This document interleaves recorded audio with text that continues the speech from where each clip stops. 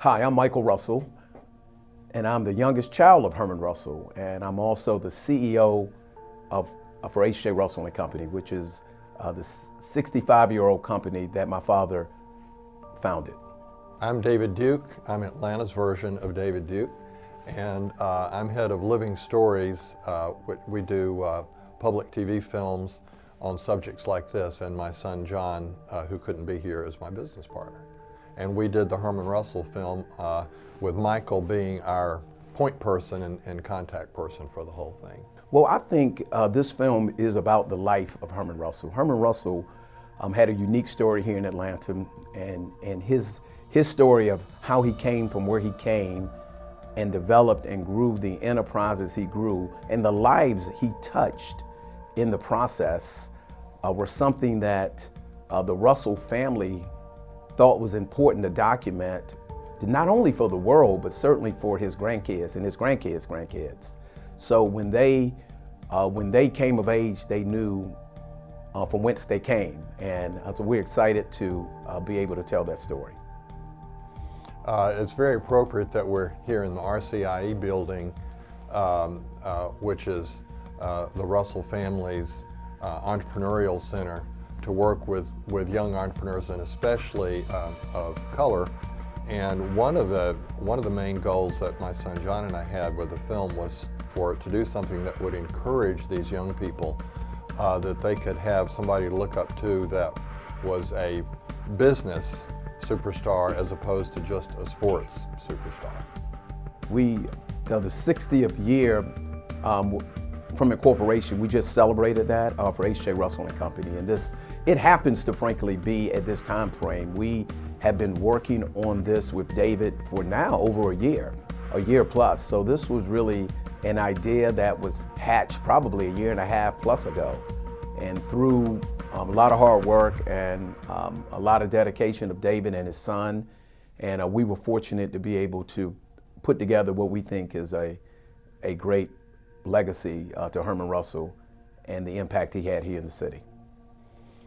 Atlanta is my hometown as well as Michael's. We're both born in the city, and it's very important too as part of Atlanta's history.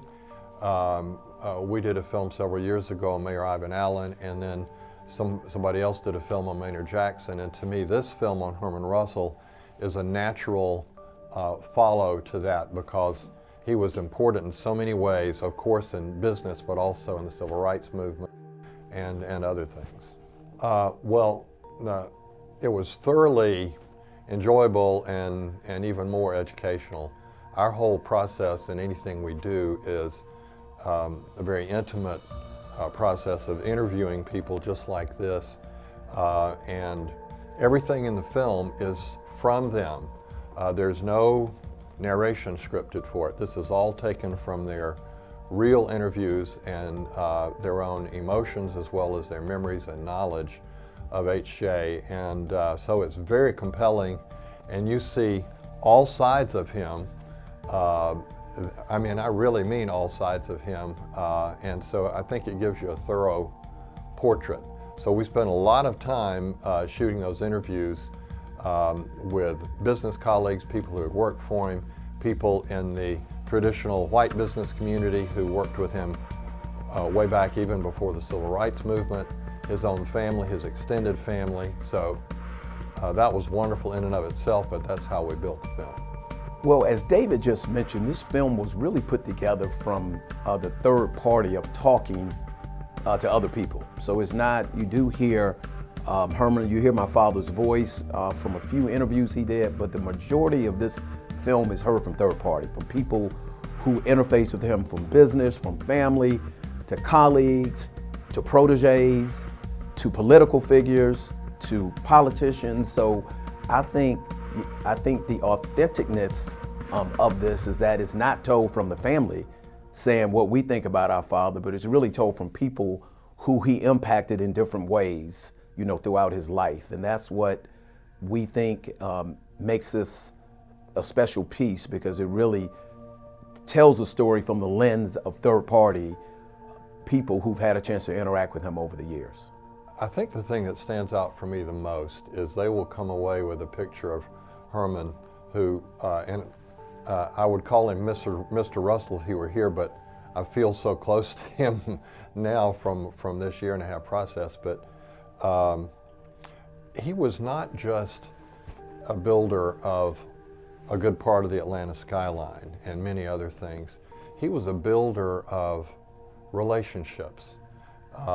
He forged relationships with people. Again, during Jim Crow, started his business from nothing, but he was a very open person, and people just knew that. And whether it was the white establishment, young people of color and others who worked for him, the person to me is even more important than the businessman. And his success is remarkable ratio algebra type story, but he built relationships here. And if you look at what he accomplished and how he helped empower a whole new generation of younger black entrepreneurs who are now very successful, I think that active role that he played in that helped make legitimate Atlanta's old saying, "We're the city too busy to hate." Because when you're building something together, like Colony Square those many years ago, and there's so much involved in it and so much chance to succeed or fail, that's where you really get to know somebody. So, and those relationships blossomed into friendships. So this being my hometown, I'm very proud of that, and thank goodness for him and who he was.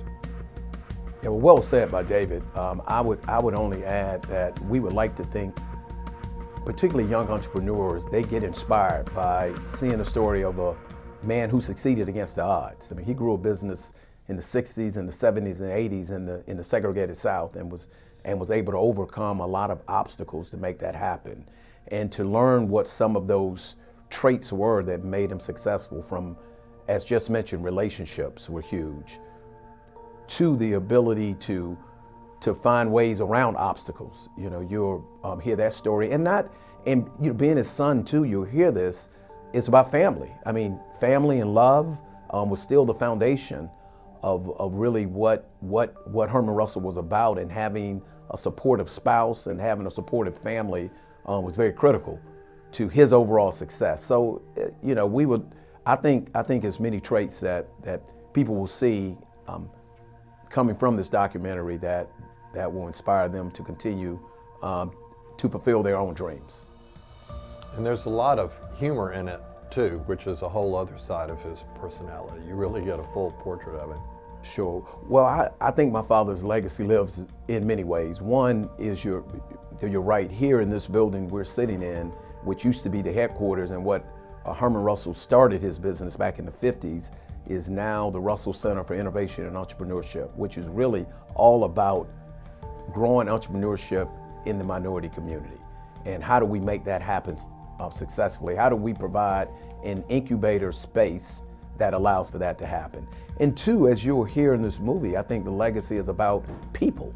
You know, so many people that were a part of his business, that were his partners, that were his proteges, are now continuing to grow and learn and be impactful in this community. And I think more than anything, the ability to have people who are helping, who are growing their own enterprise, is really what he would be most proud of. And thirdly, I have to mention his family. I mean, he loved his kids, but he really loved his grandchildren. And to see them now, you know, all progressing, 4 of them are involved in his enterprises, he would be elated to see that legacy of his and his entrepreneurial vision and acumen continue through his grandkids. One of the people we interview in the film, Dallas Smith, actually uses the word love. This is a man who came from a place of love. That's so important. I came through City of Atlanta schools between 67 and 71, right when they were desegregating, and was able to suddenly be in school with people of color, and I played on a mixed race basketball team, and I built relationships that were brand new to me. And I see that happening less nowadays as schools are more segregated than they were before. And I think that's another important message of this film, despite what he went through as he was growing up and what he saw his father going through, he remained open to all kinds of people. He took them at face value, and the good Lord knows that we need that now. So to me, that's an important feature of this film.